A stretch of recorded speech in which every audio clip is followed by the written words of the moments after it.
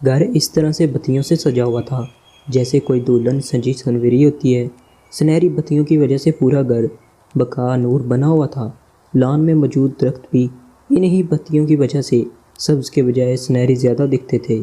تنوں کے گرد لپٹی پتیاں شاخوں میں الجھ کر جھولتی جلتی بجھتی بتیاں، گھر کے باہر بیرونی دروازے کے دائیں بائیں بنے ستونوں پر بتیاں، گلی میں بھی بتیوں اور کمکموں کی سجاوٹ نظر آتی تھی۔ رات کے وقت بھی دن کا گماں نظر آتا تھا، جس طرف نگاہ کرو بتیاں ہی بتیاں، خوبصورت لائٹنگ، ایک دمدار شاندار۔ اس لائٹنگ کے علاوہ ایک مخصوص چہل پہل بھی نظر آتی تھی۔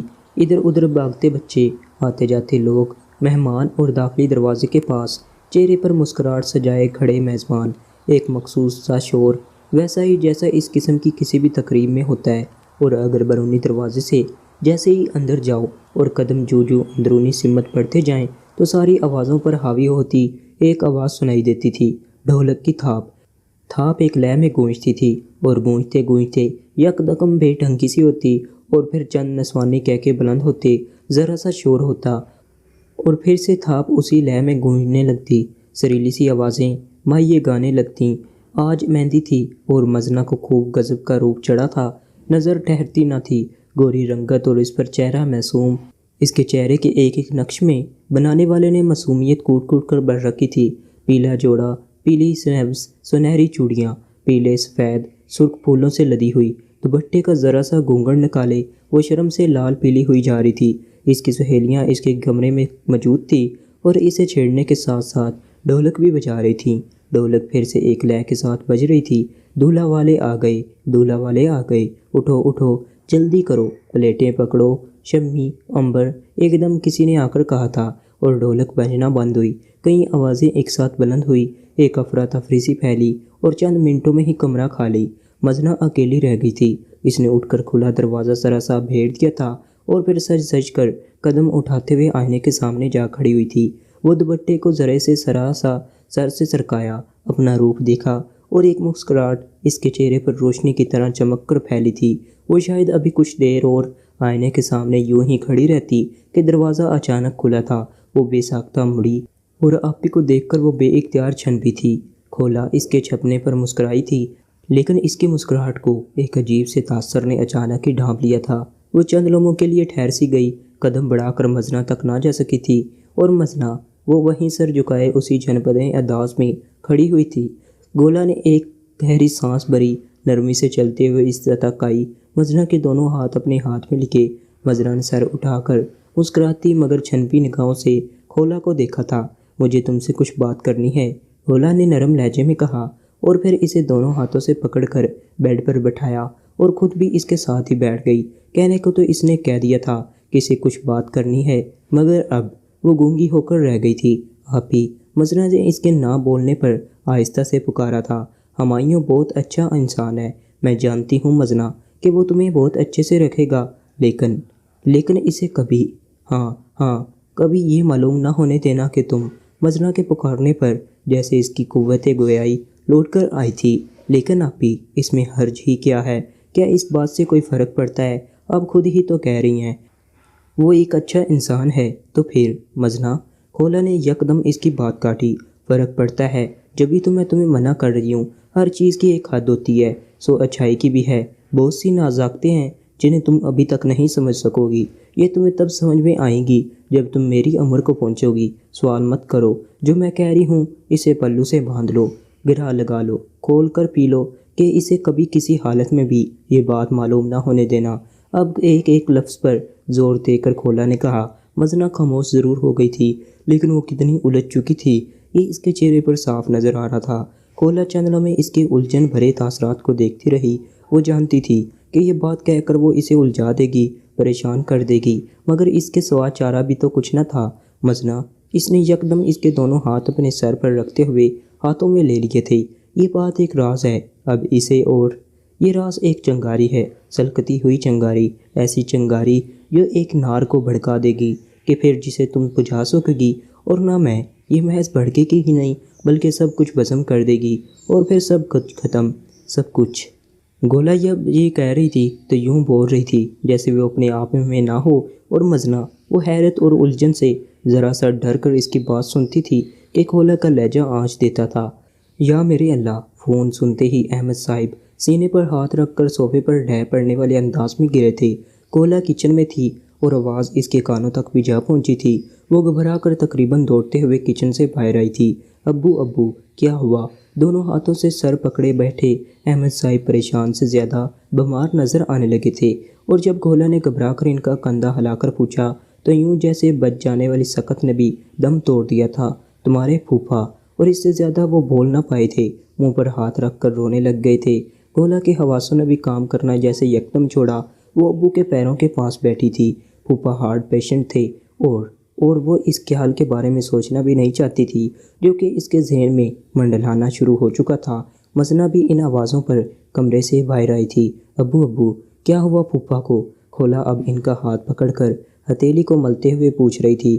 اجاز کی مارکیٹ میں آج صبح اچانک آگ بھڑک اٹھی تھی، سب کچھ جل کر تباہ ہو گیا اور وہ برداشت نہ کر سکا۔ احمد صاحب نے اتنی سی بات کہی اور پھر سے رونے لگے تھے۔ کھولا کے بدن میں یکدم لرزش اتری تھی۔ مزنہ مارے گھبراہٹ کے اسی جگہ پر کھڑی مجسم ہو کر رہ گئی تھی۔ کس ہسپتال میں؟ کچھ ہونٹوں پر زبان پھیرتے ہوئے کھولا نے پوچھا۔ وہ نہیں رہا، لفظ نہیں تھے۔ وہ لفظوں کی صورت منو ٹنو وزن تھا، ایک بم تھا جو عین ان کے سروں پر ڈھہ پڑا تھا، پھٹ پڑا تھا۔ کھولا ابو کے پاس ہی ڈھہ پڑنے والے انداز میں زمین پر گری تھی اور مزنہ اس کے منہ سے ایک دم چیخ نکلی تھی۔ وہ تینوں نفوس ایک وقت میں ہی ایک جیسے بھاری اور پرشدت صدمے کا شکار ہوئے تھے۔ پھپھو جہانگیر کیا گزر رہی ہوگی ان پر، کیا بیتا ہوگا ان دونوں پر، کیسے سہ پائے ہوں گے وہ یہ کیسے؟ کھولا دونوں کونیاں گھٹنوں پر ٹکائے دونوں ہاتھوں سے سر تھامے بیٹھی تھی، جبکہ مزنہ احمد صاحب سے لپٹ کر اونچی آواز سے روئی جا رہی تھی۔ وہ یوں بھی چھوٹی تھی اور گھبرانے میں ہمیشہ ہی عجلت کا مظاہرہ کرتی تھی، اور ابو وہ بھی مزنہ کو ساتھ لپٹائے پوری طرح روئے جا رہے تھے۔ اگر کوئی شاخ کسی کیفیت میں تھا تو وہ کھولا ہی تھی۔ وہ یوں بیٹھی تھی جیسے اس ایک بات پہ، ایک خبر پر یقین نہ کر پائی ہو، اعتبار نہ کر سکی ہو۔ وہ دونوں ہاتھوں سے سر تھامے اسی ایک حالت میں بیٹھی رہی تھی۔ اجاز صاحب کی موت کے بعد سب سے زیادہ ہولناک انکشاف یہ تھا کہ ان کا کئی کنال کا گھر گروی رکھ کر قرض لیا گیا تھا۔ احمد صاحب جیسے جیسے حالات کو ڈیل کر رہے تھے ویسے ویسے پریشان سے پریشان تر ہوتے جا رہے تھے، بظاہر ٹھاٹ باٹ اور اندر خانہ صورتحال اسی کوٹ جیسی کہ جس کی جیپیں اتڑی ہوئی پھٹی ہوئی ہوں۔ جہانگیر اس وقت آنرز کے تیسرے سیمسٹر میں تھا، بچہ تھا اور وہ بھی لاڑلا، اس کے لیے باپ کا صدمہ ہی کافی تھا۔ اعجاز صاحب تمام معاملات نمٹانے کے بعد چھوٹی بہن فرخندہ کو اپنے گھر لے آئے تھے، جو مارکیٹ جل کر راکھ میں تبدیل ہوئی تھی۔ اسے دوبارہ کھڑا کرنا ناممکن تھا۔ اتنا سرمایہ کہاں سے آتا؟ بینک بیلنس اگر ہوتا تو اعجاز صاحب گھر ہی گروی کیوں رکھتے؟ وہ ان دنوں ایک اور مارکیٹ خریدنے کے چکر میں تھے۔ بینک سے لون نہ ملنے کی وجہ سے انہوں نے گھر گروی رکھا تھا، لیکن کون جانتا تھا کہ حالات اس طرح سے پلٹا کھا جائیں گے کہ ان کی بیوی اور اکلوتے بیٹوں کو ساری عمر کے لیے مجبور کر کے رکھ دیں گے۔ اسی جلی ہوئی راکھ میں بدلی ہوئی مارکیٹ کو یوں ہی بیچ دیا گیا، جتنے میں بھی صحیح، جیسی بھی صحیح۔ احمد صاحب نے اسے بیچ کر وہ رقم جہانگیر کی تعلیم کے لیے محفوظ کر دی تھی، اور جہاں تک ان دونوں کے خرچے کی بات تھی تو اتنا تو انہیں اللہ نے دے ہی رکھا تھا کہ وہ بیوہ بہن اور بھانجے کا بوجھ اٹھا سکتے۔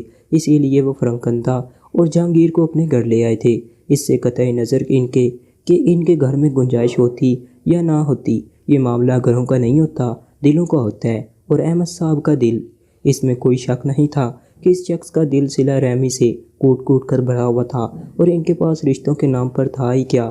کھولا، مزنہ، 2 بیٹیاں اور 1 بہن بس۔ تو جب بہن اس حال کو پہنچے تو بھائی کیسے لا تعلق ہو جاتا؟ وہ کوئی اور بدقسمت بھائی ہوتے ہوں گے جو بے حس و لا تعلق بن کر جی لیتے ہوں گے۔ احمد ایسے نہ ہو سکتے تھے اور نہ ہی تھے۔ اس حادثے کے بعد زندگی ایک تعطل کا شکار ضرور ہوئی تھی، لیکن زندگی کا کام چلنا ہے۔ ایک جھٹکے کے بعد، کچھ عرصے کے بعد، کچھ وقت بیت جانے کے بعد زندگی نے اپنی ڈگر پر پاؤں رکھ دیے تھے، لڑکھڑا کر ہی صحیح وہ چل پڑی تھی۔ جہانگیر اب سیٹ تھا، وہ ضرورت سے زیادہ خاموش ہو گیا تھا اور چڑچڑا بھی۔ اسے ماموں کے گھر رہنا اچھا نہیں لگتا تھا، وہاں اپنے گھر جیسی سہولیات نہیں تھیں اور نہ ہی فکر زندگی، ایک مکمل مختلف ماحول جہاں اسے گزارا کرنا تھا۔ وہ یکدم ہی مجبوروں والی زندگی گزارنے پر مجبور ہو گیا تھا۔ اگرچہ زندگی پہلے جیسے نہ تھی مگر اتنی بری بھی نہ تھی کہ لیکن جہانگیر کو کون سمجھاتا؟ احمد صاحب احسان نہیں کرتے تھے، لیکن جہانگیر اسے احسان ہی سمجھتا تھا۔ خواہ مخواہ وہ خود ترسی کا شکار ہو گیا تھا۔ کھولا اور مزنہ اسے گھر کے فرد کی طرح ہی ٹریٹ کرتی تھیں۔ احمد صاحب اسے بیٹا کہتے تھے، لیکن وہ ہر ماہ جب اسے پاکڑ منی ملتی، ہر سیمسٹر کی فیس جب ادا کی جاتی، نئے کپڑے جوتے جب خریدے جاتے، جب اس سے یہ پوچھا جاتا کہ اسے کچھ چاہیے تو نہیں، گاڑی کی جگہ جب بائک پر یوں نہیں جانا پڑا، جب کبھی اسے ماں سے پیسے مانگنے پڑتے، تو ہر دفعہ اس کے اندر ایک احساس اپنی جڑیں کچھ اور پھیلا لیتا۔ اس احساس کی جڑیں اسے جکڑنے لگتیں۔ اسے ایسی زندگی نہیں چاہیے تھی۔ اس نے ایسی زندگی کا کب سوچا تھا؟ کبھی اس نے اس طرح کا طرز زندگی چاہا تھا؟ اسے پڑھنا تھا، کامیاب ہونا تھا، اور پھر سے وہی لائف اسٹائل، ویسا ہی گھر حاصل کرنا تھا۔ کبھی حوصلہ ٹھاٹے مارنے لگتا تو کبھی عزم ٹوٹ کر بکھر جاتا، اور اسی کشمکش نے اسے چڑچڑا، بدمزاج اور غصیلا بنا کر رکھ دیا۔ مجموعی طور پر اس کی شخصیت مسخ ہوئی تھی۔ وہ جہانگیر نہیں تھا جیسا اس کے باپ نے چاہا تھا یا اس کی ماں کی آنکھوں نے دیکھنا چاہا تھا۔ حادثے کب سلامت چھوڑتے ہیں؟ بلندی سے پوچھتی، کہنے کو دو متضاد لفظ، مگر یہ سفر شدید ترین اذیت ناکی کا سفر، یہ وہی جانے کہ جس کے پیروں نے یہ فاصلہ طے کیا۔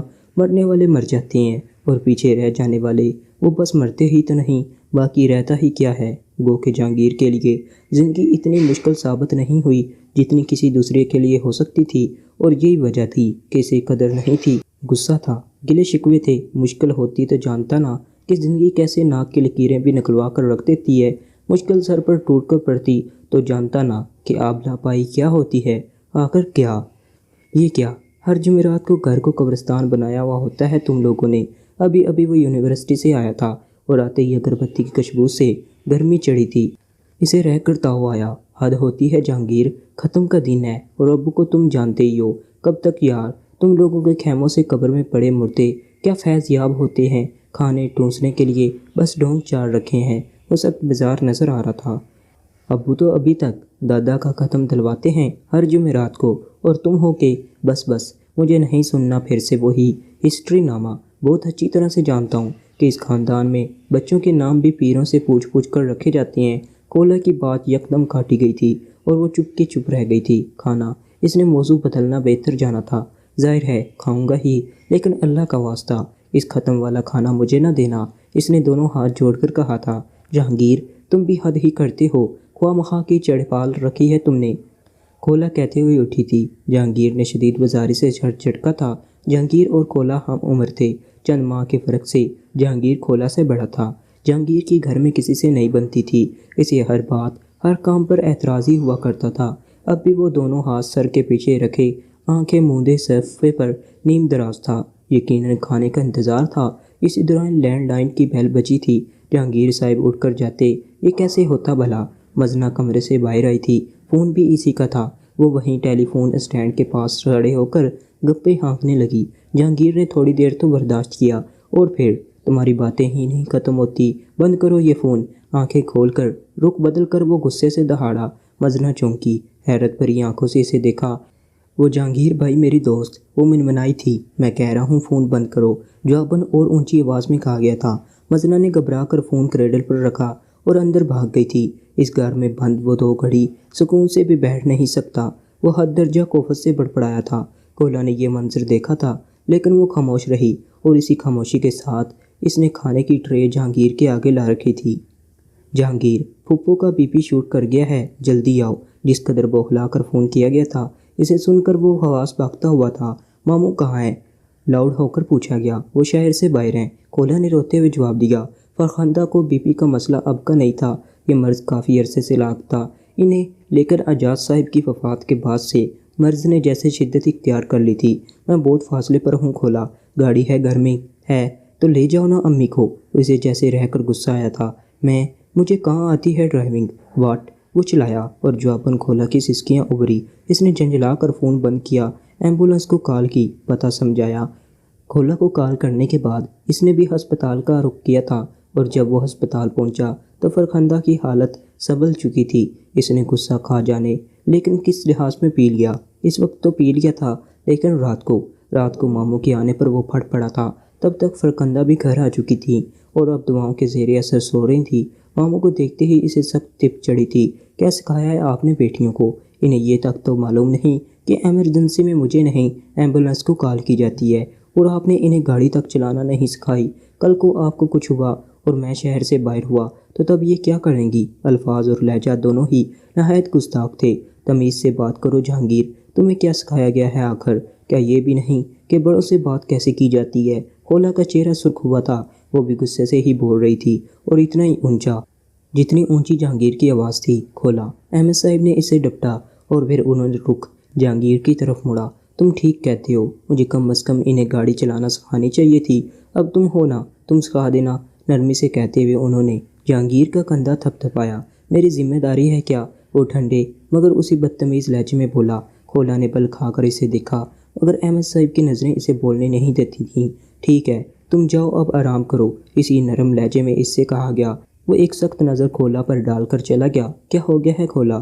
اسے اگر کچھ نہیں سکھایا گیا تو تم کس بات کا ثبوت دے رہی ہو؟ اس کے جاتے ہی وہ برہم انداز میں کھولا سے مخاطب ہوئے تھے۔ ابو، اب آپ زیادتی کر رہے ہیں، اس کا لہجہ دیکھا تھا آپ نے؟ پریشان ہے اس لیے آؤٹ ہو گیا، اور غلط تو نہیں کہہ رہا تھا نا؟ مجھے تم دونوں کو ڈرائیونگ سکھانی چاہیے تھی۔ ٹھیک ہے، ضرور سکھائیں ڈرائیونگ، لیکن یاد رکھیے گا مجھے بھی اب اس گدھے سے ڈرائیونگ نہیں سیکھنی۔ اور خبردار، جو اب آپ نے دوبارہ یہ بات کہی تو وہ ٹھیک ٹھاک تپی ہوئی تھی۔ کھولا، احمد صاحب کی ناراض آواز پر اس نے غصے سے سر جھٹکا تھا۔ اتنی بدتمیزی، وہ بھی اس کے ابو کے ساتھ، اسی کے سامنے۔ کاش کہ وہ ایک تھپڑ اس کے منہ پر دے مارتی، وہ بیچو تاب کھا کر رہ گئی تھی۔ وقت کو کوئی آج تک پکڑ سکا؟ یہ کام بھلا کبھی ہو سکا؟ کوئی روک سکا؟ بند باندھ سکا؟ نہیں نا۔ تو ان 5 نفوس کی زندگیوں میں یہ ہوتا، اور کیوں کر ہوتا۔ وقت گزرا تھا اپنی مخصوص رفتار سے۔ کھولا نے MS مکمل کیا تو جہانگیر نے بھی MBA مکمل کیا تھا، اور جیسے ہی اسے جاب ملی اس نے نیا شوشہ چھوڑ دیا تھا۔ وہ اب الگ ہونا چاہتا تھا، اپنے پیروں پر کھڑا ہو چکا تھا، تو مزید اب ماموں کے احسانات تلے زندگی نہیں گزارنا چاہتا تھا۔ وہ اپنا علیحدہ گھر چاہتا تھا، چاہے رینٹ پر ہی کیوں نہ ہوتا۔ دیکھا جائے تو خواہش غلط تھی، نہ ہی اس کا عمل، لیکن مسئلہ فرخندہ تھیں۔ وہ بے حد کمزور ہو چکی تھیں اور طبیعت بھی ٹھیک نہیں رہتی تھی۔ یہاں تو مزنہ اور کھولنا تھیں، گھر کی کوئی ذمہ داری بھی نہیں تھی۔ اب اس عمر میں اکیلے رہنا، گھر سنبھالنا، یہ کہاں ان کے بس کا تھا؟ اور سب سے بڑھ کر ان کی طبیعت۔ احمد صاحب ہرگز بھی رضامند نہیں تھے۔ زندگی میں پہلی بار انہوں نے جہانگیر سے غصے میں بات کی تھی، لیکن وہ ذرا جو ٹس سے مس نہ ہوا۔ تمہیں ماں کی کوئی پرواہ ہے یا نہیں؟ مجھ سے زیادہ اور کس کو ہو سکتی ہے بھلا؟ تو پھر اس عمر میں کیوں اسے مجبور کرتے ہو؟ وہ اب اس طبیعت کے ساتھ گھر سنبھالے گی، تمہارے کپڑے دھوئے گی، کھانے بنائے گی، گھر صاف کیا کرے گی۔ وہ بری طرح تلتمائے تھے۔ جس طرح آپ کے گھر میں یہ سارے کام میڈ کرتی ہیں، ہمارے گھر میں بھی میڈ کر دیا کرے گی۔ میڈ کو بھی پیسے دینے پڑتے ہیں، برخودار، اور تم جن چند ہزار کے بل پر یوں میرے سامنے آ کھڑے ہوئے ہو، اس سے کیا کرو گے؟ گھر چلاؤ گے؟ ماں کی میڈیسن کے خرچے بھرو گے یا میڈ رکھو گے؟ جہانگیر کے چہرے نے لمحوں میں رنگ بدلا تھا۔ آپ جتا رہے ہیں؟ وہ بھڑک کر بولا۔ سمجھا رہا ہوں، اگر تم سمجھو تو۔ میں نہیں، آپ سمجھے ماموں، میں اب اور یہاں نہیں رہ سکتا۔ تم، اس کی طرف سے میں معافی مانگتی ہوں احمد صاحب۔ فرخندہ کی آواز پر وہ اپنی بات جاری نہ رکھ سکے تھے۔ وہ چونک کر مڑے تھے، وہ نم آنکھیں لیے شرمندہ سے چہرے کے ساتھ کھڑی تھیں۔ فرخندہ، کیسی باتیں کرتی ہو؟ وہ یکدم اٹھ کر ان تک گئے، کندھے کے گرد بازو پھیلایا اور انہیں یوں ہی بازوں کے حلقے میں لیے صوفے تک لے آیا تھا۔ اپنے ساتھ بٹھاتے ہوئے انہوں نے بہن کا سر تھپکا تھا۔ وہ عمر میں ان سے چھوٹی تھیں، لیکن ان سے زیادہ بوڑھی دکھائی دیتی تھیں۔ اسے اپنی مرضی کرنے دے احمد صاحب، یہ جب تک یہاں رہے گا روز آپ کے منہ کا آئے گا، اور مجھ سے یہ برداشت نہیں ہوگا۔ جب سر پر پڑے گی عقل تب ہی آئے گی۔ رنجیدہ ہو کر بول رہی تھیں، یہ تو آفس چلا جایا کرے گا، پیچھے سے تم اکیلی، اوپر سے طبیعت بھی تمہاری ٹھیک نہیں رہتی، کچھ ہو گیا تو ذمہ دار کون ہوگا؟ رکھ دے گا ایک میڈ جو 24 گھنٹے میری چوکیداری کیا کرے گی۔ اسے بھی تو معلوم ہو کہ کس بھاؤ بکتی ہے۔ کمال بات کرتی ہو تم بھی، میڈ خاک پرواہ کرے گی تمہاری۔ احمد صاحب کسی طور پر مطمئن نہیں ہو رہے تھے، اور جہانگیر بازار کھڑا یہ جذباتی مکالمہ سن رہا تھا۔ یہ اب اڑ گیا ہے بھائی صاحب، گھر میں جب آئے روز بدمزگی ہوا کرے گی، آپ سب ایک نہ ایک دن تنگ آ جائیں گے، اور میں یہ نہیں چاہتی۔ اسے کر کے دیکھ لینے دے اپنی مرضی۔ وہ دونوں ہاتھ بھائی کے ہاتھوں پر رکھے آزردگی سے کہہ رہی تھی، اور احمد صاحب ایک گہری سانس بھر کر رہ گئے تھے۔ وہ اس پر زبردستی نہیں کر سکتے تھے، اسے مجبور نہیں کر سکتے تھے۔ وہ جوان تھا، اپنی مرضی کا مالک تھا، اور اب تو خیر سے روزگار بھی مل چکا تھا، کہاں تک روکتے اسے؟ جہانگیر نے انہیں نرم پڑتا دیکھ کر اپنی کوششیں مزید تیز کر دیں۔ بہت اچھا نہ سہی، لیکن گزارے لائق ایک مکان رینٹ پر لے لیا تھا، اور چند ہی ہفتوں میں وہ ماں کو لے کر وہاں شفٹ ہو گیا تھا۔ رات کا وقت تھا۔ لان میں ایک برتھ ڈے پارٹی کا ارینجمنٹ نظر آ رہا تھا، لیکن اس ارینجمنٹ میں نفاست کا رنگ نمایاں تھا۔ افراد ادھر ادھر ٹولیوں کی شکل میں کھڑے خوش خبریوں میں مصروف تھے۔ تبسم مہمانوں سے ملنے میں مصروف تھی۔ یہ برتھ ڈے پارٹی بھی انہی کے لیے تھی۔ وہ عمر عزیز کی چال میں سی بہار کو خوش آمدید کہہ رہی تھیں۔ وہ ایک بلند قامت لیکن اسمارٹ سی خاتون تھی۔ یہ پارٹی بھی ان کے بھائی نے باسط اسرار ارینج کرائی تھی، ورنہ وہ ایک سنجیدہ شخصیت کی حامل، اپنی روایات کی پاسدار خاتون جانی جاتی تھیں۔ بہت سے لوگ انوائٹڈ تھے۔ تبسم کا حلقہ احباب بھی وسیع تھا۔ وہ سادہ شیفون کی ساڑی میں ملبوس، لمبی گردن، کانوں میں موجود لمبے لمبے آویزوں کی وجہ سے گردن اور لمبی نظر آ رہی تھی۔ آویزیں اس کی واضح طور پر نظر آتی کالر بونز کو چھو رہے تھے۔ بال ایک جوڑے کی شکل میں گردن سے ذرا اوپر بندھے ہوئے تھے۔ چند لٹیں چہرے کے اطراف میں جھول رہی تھیں اور ٹھوڑی کے پاس آ کر سیدھی لٹیں گولائی کی شکل اختیار کرتی نظر آ رہی تھیں۔ میک اپ اگر تھا بھی تو نظر نہیں آ رہا تھا، البتہ آنکھوں کا لائنر اور کاجل بڑی بڑی آنکھوں کو کچھ اور نمایاں کر رہا تھا۔ چہرے کی اسکن گلو کر رہی تھی۔ وہ دلکش تھی یا نہیں، اس وقت دل پر وار کرنے کی پوزیشن میں ضرور تھی۔ پاؤں کالے اسٹریپرز والے ہائی ہیل جوتوں میں مقید تھے۔ ایک ہاتھ سے ساڑی کا پلو تھامے، دوسرے ہاتھ سے پکے اٹھائے آہستہ آہستہ چلتے ہوئے اس کی آنکھیں تبسم کو ڈھونڈ رہی تھیں۔ وہ ذرا دیر سے پہنچی تھی، سو استقبالیہ کوئی موجود نہ تھا۔ لان میں پھیلے ہجوم میں تبسم کو ڈھونڈنا تھا۔ وہ تھکنے لگی تھی کہ یکدم نظروں نے تبسم کو جا لیا تھا۔ وہ قدرے جوش سے ان کی طرف بڑھی تھی۔ Many happy returns of the day, ان کے پاس جا کر خوشی سے کہتے ہوئے اس نے بکے مس تبسم کی طرف بڑھایا تھا۔ ارے تھینک یو سو مچ۔ تبسم نے ان کے گال سے گال ملاتے ہوئے شکریہ ادا کیا۔ Look at you, by God, تم کتنی خوبصورت لگ رہی ہو۔ اس کو کندھوں سے پکڑ کر خود سے ذرا دور کر کے دیکھتے ہوئے تبسم نے کہا تھا۔ وہ ہلکا سا ہنس دی۔ ہنسی کیا، سمجھو کہ کسی نے مٹھی بھر موتی کسی نے فرائی برتن میں اچھال دیے ہوں۔ وہ اس کی ہنسی کی آواز پر ہی تو متوجہ ہوا تھا۔ وہ آج تیسری دفعہ اسے دیکھ رہا تھا۔ پہلی بار کب دیکھا؟ وہ تبسم آپی کو چھوڑنے جا رہا تھا۔ انہیں ڈراپ کرنے کے بعد اسے اپنے آفس جانا تھا۔ اس روز گاڑی راستے میں خراب ہو گئی تھی اور وہ گاڑی کا بونٹ اٹھائے اس خرابی کی تلاش میں کھڑا تھا کہ اس کے پاس سے ایک رکشہ پھٹ پھٹ کر کرتا گزرا، ذرا سا آگے جا کر رکا، پھر بیک ہو کر ان تک آیا تھا۔ ان کے پاس رکنے پر دروازہ کھلا اور ایک چہرہ نظر آیا، اور وہی کاجل سے بھری دو آنکھیں۔ خیریت؟ تبسم بھی اس کے ساتھ ہی کھڑی تھی۔ جبھی تو وہ پہچان پائی تھی، گاڑی خراب ہو گئی ہے، آ جائیں، آپ میرے ساتھ آ جائیں۔ گو کہ یہ ٹویوٹا کرولا نہیں ہے۔ آخر میں اس کا لہجہ ذرا سا شرارتی ہوا تھا۔ وہ اسے مکمل طور پر نظر انداز کیے تبسم سے بات کر رہی تھی۔ تبسم ہنستی تھی۔ اس وقت یہ ٹویوٹا کرولا سے بھی بڑھ کر ہے۔ پھر تبسم نے مڑ کر بھائی سے کچھ کہا اور رکشے میں بیٹھ گئی۔ رکشہ ایک دفعہ پھر سے پھٹ پھٹ کرتا چل پڑا تھا اور وہ بونٹ کھولے ذرا سا حیران ہوا تھا۔ وہ پہلی نظر کی محبت نہیں تھی، لیکن اس چہرے نے اسے اٹریکٹ ضرور کیا تھا۔ کیا آنکھیں تھیں، کیا معصومیت تھی۔ وہ بے اختیار بڑبڑایا تھا، اور اس کے بعد آج وہ غالباً اسے تیسری بار دیکھ رہا تھا، اور بات اٹریکشن تک نہ رہی تھی مگر محبت تک بھی نہ پہنچی تھی، اور اسے ابھی محبت تک جانا بھی نہیں تھا۔ اٹریکشن کے بعد اور محبت سے پہلے یہ پسندیدگی تھی۔ وہ اس کی ہنسی کی آواز پر متوجہ ہوتا اور پہچان نہ پاتا۔ یہ کیسے ہوتا؟ اس نے مڑ کر آواز کی سمت دیکھا۔ نظروں نے اسے گرفت کیا اور قدم بے اختیار ایک ہاتھ پینٹ کی جیب میں ڈالے، دوسرے میں مشروب کا گلاس تھامے وہ اس تک آیا تھا۔ السلام علیکم، خوش دلی سے مسکرا کر کہا گیا۔ وہ یوں مخاطب کیے جانے پر ہلکا سے حیران ہوئی۔ حیران کیا ہوئی، دلکشی اور بڑھ گئی تھی۔ وعلیکم السلام، اس خوشی دلی کے ساتھ نہیں، جواب کافی سنجیدگی سے آیا تھا۔ کیسی ہیں آپ؟ اللہ کا شکر ہے۔ اتنی بے مروتی بندہ جواباً حال ہی پوچھ لیتا ہے۔ اس کے سنجیدہ انداز پر وہ چڑھا اور وہ بے نیاز بس تبسم سے ہی باتیں بگاڑے جا رہی تھی، اور وہ ڈیٹ سارے ڈیٹوں کو مات دیتا وہیں ہلکے ہلکے سی بڑھتا کھڑا رہا تھا اور تبسم کے گھورنے پر بدمزہ ہو کر پلٹا تھا۔ لگتا تھا کہ بات آج پسندیدگی سے نکل کر کسی اور سمت جا رہی تھی یا جانے والی تھی۔ یہ شاید جا چکی تھی، اسے خود بھی اندازہ نہ تھا۔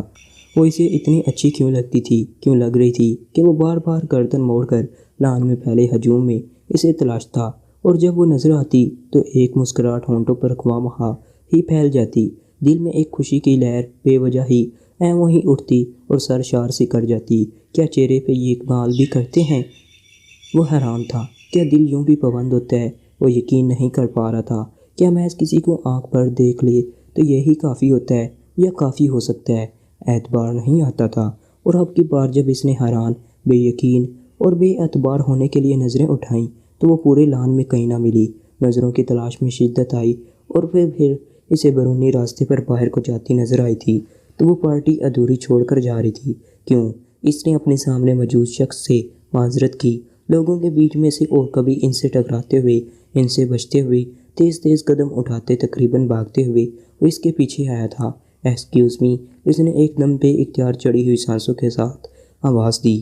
اس کے قدم اچانک تھمے اور گردن موڑ کر اس نے حیرانی سے آواز کی سمت دیکھا۔ وہ تقریباً بھاگتے ہوئے اس تک آیا تھا، اور جب اس کے عین سامنے آیا تو حواس نے اطلاع پہنچائی کہ ہم بھائی۔ اسے بھلا کیوں روکا؟ اور جواب درد جی، اور وہ کاجل بھری آنکھوں میں حیرانی سموئے جب پوچھتی تھی تو معصومیت جان لیتی تھی وہ۔ اس نے ہونٹوں پر زبان پھیری۔ آپ جا رہی ہیں؟ اور اس کے اس سوال پر ایسی نظروں سے اسے دیکھا گیا جیسے کسی کی دماغی حالت پر شدید شبہ ہو، اور یہ احساس بھی اچانک ہی ہوا ہو۔ میرا خیال ہے، ٹھہر کر جواب دیا گیا، اور وہ منتظر نگاہوں سے اسے دیکھنے لگی تھی، اور جب وہ یوں دیکھتی تھی تو اس کا دل چاہتا تھا کہ وقت ٹھہر جائے، سمے رک جائے، تبتر ہو جائے، اور کوئی ایسا احساس بھی باقی نہ رہے جو کہ اس پل، اس لمحے، اس ساتھ کو دھندلا کر دے۔ وہ اس کے یوں دیکھنے پر سر جھکا کر مسکرایا اور جیبوں میں ہاتھ ڈال کر 2 قدم اور آگے آیا تھا۔ آپ کو نہیں لگتا کہ آپ کو پارٹی یوں چھوڑ کر نہیں جانا چاہیے؟ اور اس کے اس سوال پر اس لڑکی کی آنکھیں قدرے پہل سی گئی تھیں۔ ٹھیک ہے، وہ تبسم کا بھائی تھا، مگر یہ بتکلفی بے اختیار اس کا بایاں ابرو اوپر کو اٹھا۔ چہرے پر ایک تیکھا پن نظر آیا۔ ایکسکیوز می، اور وہ ابرو اٹھا کر اسی تیکھے پن کے ساتھ پوچھتی تھی، اور مسکراہٹ کو قابو کرنے کے باوجود بھی سامنے کھڑے شخص کے لب مسکراتے ہوئے سے لگے تھے، اور جب اس نے نظریں اٹھا کر اسے دیکھا تو اس کی آنکھوں میں کچھ تھا، کچھ ایسا کہ جس نے اس لڑکی کو بے اختیار کانشیس ہونے پر مجبور کر دیا تھا۔ تو آپ ٹھہریں گی؟ آپ کا سوال بے معنی ہے، اور میں اگر ایک بامعنی سوال کروں تو؟ جی۔ اس کا بایاں ابرو پھر سے اوپر کو اٹھا۔ Reflex action. آپ اچھی لگتی ہیں مجھے، پرپوز کرنا چاہتا ہوں۔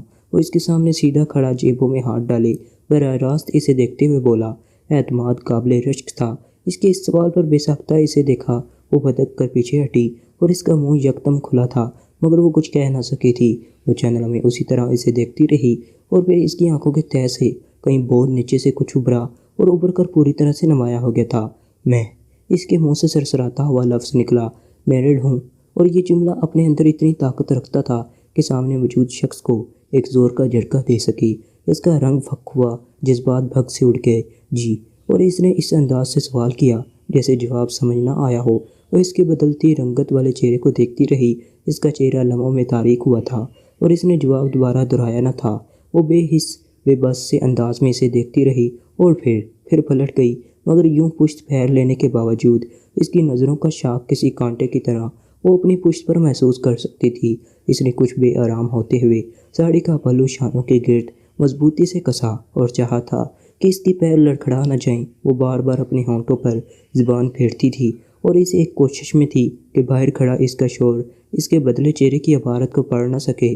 باہر اس کا شور کھڑا تھا، اور پشت پر تھا وہ برت جس کی آنکھوں سے اس کے لیے پسندیدگی بے طرح سے چلکتی تھی، اور ان دونوں کے درمیان ایک عورت قدم لمحہ بلمحہ اس رستے کو ناپ رہی تھی، فاصلہ کم کر رہی تھی، جو کہ اس کے شور کی جانب تھا، اور اس کی پشت ہر ایک احساس تھا جو کہ دیکھتا تھا۔